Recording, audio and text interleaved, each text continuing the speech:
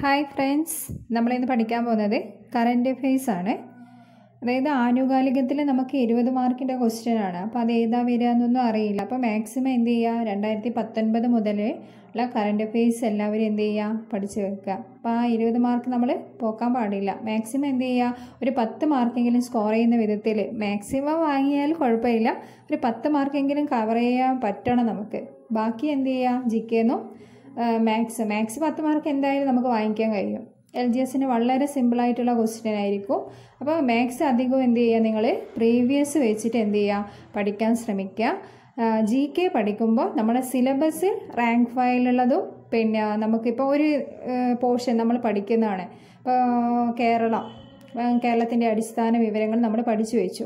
ആ പഠിച്ചു വെച്ച് കഴിഞ്ഞാൽ എന്ത് ചെയ്യുക, നിങ്ങൾ യൂട്യൂബിൽ സെർച്ച് ചെയ്തിട്ട് മാക്സിമം അതിൻ്റെ ക്വസ്റ്റ്യൻ കിട്ടുന്ന വിധം എല്ലാം കളക്ട് ചെയ്യുക. അതൊക്കെ അറിയുന്നതാണെങ്കിൽ എഴുതി വെക്കേണ്ട, അറിയാത്തതാണെങ്കിൽ എന്ത് ചെയ്യുക, എഴുതി വെച്ചതിന് ശേഷം എല്ലാം പഠിച്ചെന്ന് കണ്ടു കഴിഞ്ഞാൽ എന്ത് ചെയ്യുക, പ്രീവിയസ് ക്വസ്റ്റ്യൻ പേപ്പർ കേരളത്തിൻ്റെ അടിസ്ഥാന വിവരങ്ങൾ മാത്രം എടുത്തിട്ട് എന്ത് ചെയ്യുക, ചെയ്തു നോക്കുക. അപ്പം നമുക്ക് എന്ത് ചെയ്യാൻ കഴിയും, ആൻസർ കിട്ടുമ്പോൾ നമുക്ക് ഭയങ്കര കോൺഫിഡൻസ് ആയിരിക്കും. അല്ലാതെ നമ്മൾ ആദ്യം തന്നെ പോയിട്ട് എന്ത് ചെയ്യാറ്, പ്രീവിയസ് ക്വസ്റ്റ്യൻ റെഫർ ചെയ്യാൻ പോകാറ്. അങ്ങനെ പോയി കഴിഞ്ഞാൽ എന്താ സംഭവിക്കുക എന്ന് വെച്ച് കഴിഞ്ഞാൽ നമുക്ക് പഠിക്കാനുള്ള ടൈം വളരെയധികം നഷ്ടപ്പെടാനാ സാധ്യതയുണ്ടാവുക. പ്രീവിയസ് ക്വസ്റ്റ്യൻ പേപ്പർ എടുത്ത് കഴിഞ്ഞാൽ നമുക്കൊന്നും അറിയാൻ പറ്റില്ല.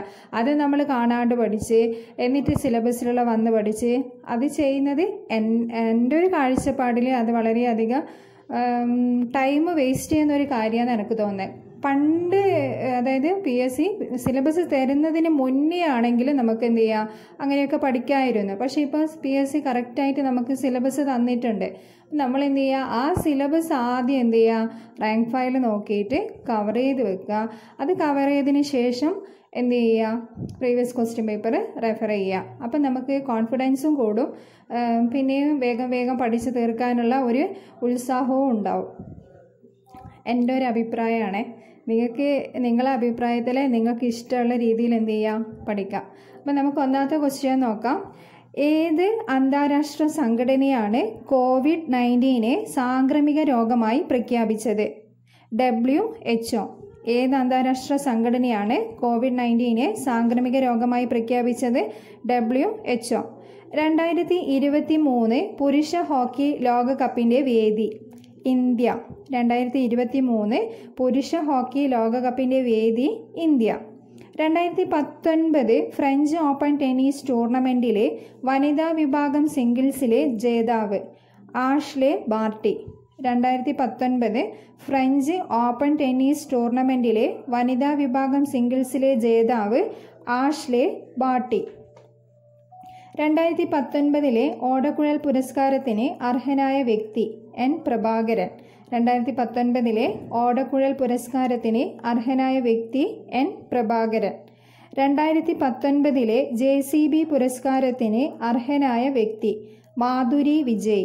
2019 JCB പുരസ്കാരത്തിന് അർഹനായ വ്യക്തി ആരാണ്? മാധുരി വിജയ്. അടുത്തത് 2019 ജ്ഞാനപീഠ ജേതാവ്? അക്കിത്തം അച്യുതൻ നമ്പൂതിരി. 2019 ജ്ഞാനപീഠ ജേതാവ് അക്കിത്തം അച്യുതൻ നമ്പൂതിരി. 2019 മിസ് ഇന്ത്യ ജേതാവ്? സുമൻ റാവു. 2019 മിസ് ഇന്ത്യ ജേതാവ് സുമൻ റാവു. 2019 49ാമത് സംസ്ഥാന ചലച്ചിത്ര പുരസ്കാരത്തിലെ മികച്ച ചിത്രം ഏത്? Kanthan the lover of colour. 2019 49ാമത് സംസ്ഥാന ചലച്ചിത്ര പുരസ്കാരത്തിലെ മികച്ച ചിത്രം ഏതാണ്? Kanthan the lover of colour.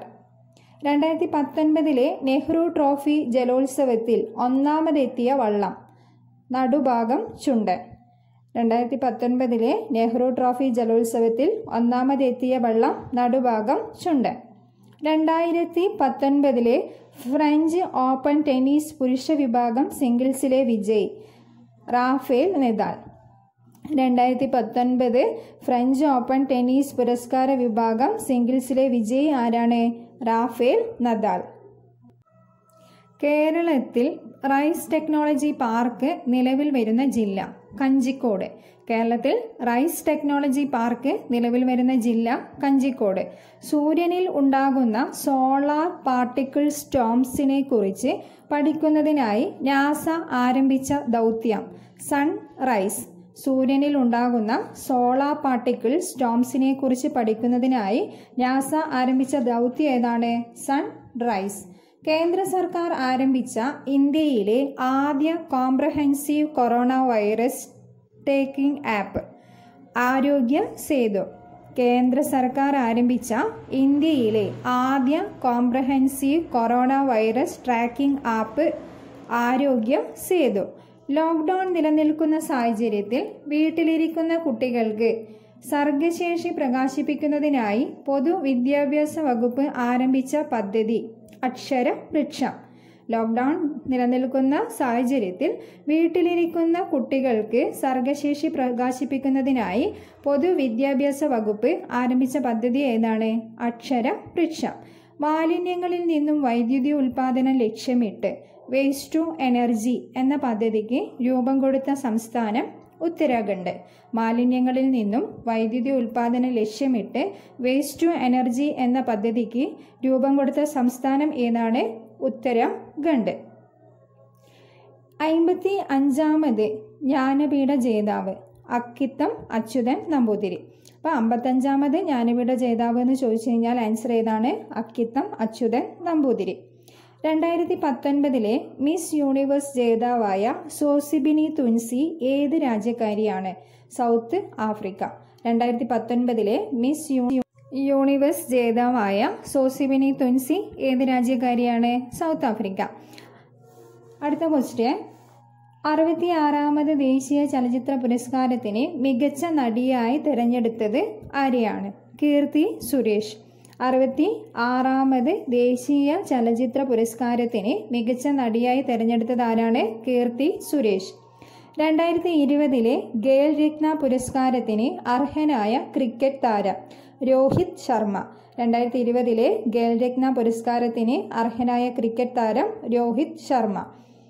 Thiruvananthapuram വിമാനത്താവളം അന്താരാഷ്ട്ര വിമാനത്താവളമായ വർഷം 1991 ജനുവരി 1. തിരുവനന്തപുരം വിമാനത്താവളം അന്താരാഷ്ട്ര വിമാനത്താവളമായ വർഷം എപ്പോഴാണ്? 1991 ജനുവരി 1. ഇത് ഒരു കറണ്ട് അഫയേഴ്സ് അല്ല, ഇത് ലാസ്റ്റ് പറഞ്ഞത് എന്താണ്? ഒരു പ്രീവിയസ് ക്വസ്റ്റ്യൻ ആണ്. അപ്പോൾ അതും കൂടെ എന്ത് ചെയ്യുക? കറണ്ട് അഫയേഴ്സിൻ്റെ കൂടെ പഠിച്ചു വെക്കാം. അപ്പോൾ വീഡിയോ ഇഷ്ടമായാൽ എല്ലാവരും എന്ത് ചെയ്യുക? സബ്സ്ക്രൈബ് ചെയ്യുക, ഷെയർ ചെയ്യുക, ലൈക്ക് ചെയ്യുക. Okay, by.